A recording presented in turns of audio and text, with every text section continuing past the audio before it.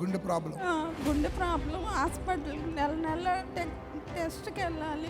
మళ్ళీ నేను వెళ్తే బీపీ బాగా పెరిగిపోతుంది అని చెప్పి అన్నారు. గుండె అంతా వీక్గా ఉంది, కొవ్వు ఉంది అని చెప్పారు. ఇక నీకేం ప్రాబ్లం ఉండదు. చచ్చిపోతాం భయంగా ఉంటుంది. చనిపోతామని భయం ఉందా? ఇంకేం భయం వద్దు.